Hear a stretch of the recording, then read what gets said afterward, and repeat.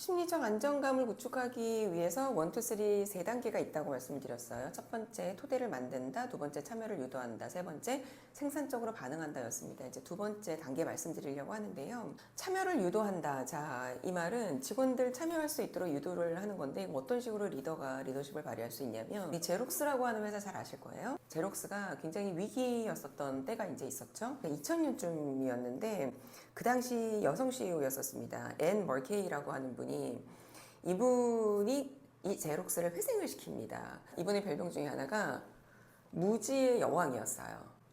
그래서 영어로 Master of I don't know 이런 별명을 가지고 있었어요. 리더가 모르는 걸 솔직히 인정을 하면 직원들은 오히려 자신감을 얻는다.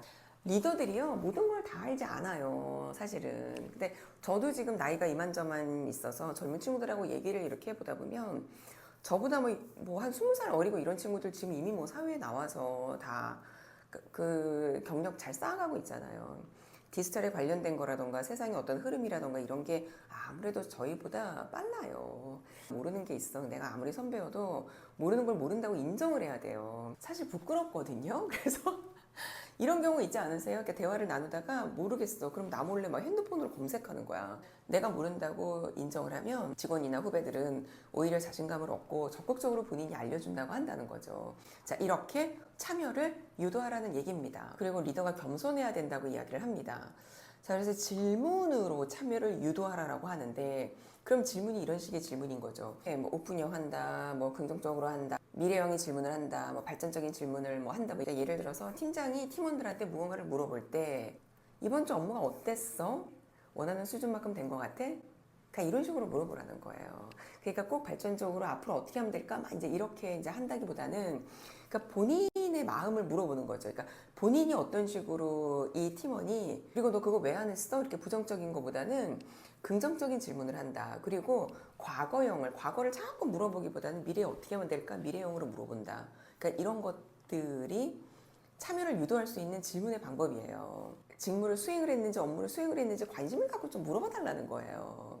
리더가 본인이 모든 걸 다 알고 있지 않다라는 거를 솔직하게 이야기를 하고 참여를 할 수 있도록. 자, 그러면 리더가 본인의 역할에 대해서 약간 좀 새롭게 정의를 해야 되는데요.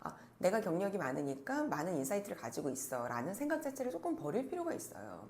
그러니까 그 인사이트라고 하는 게 말 그대로 감이잖아요. 근데 지금 21세기에 어떻게 감으로 경영이라는 걸 합니까? 자, 그래서 우리 리더에 대해서 기존 프레임을 한번 볼게요.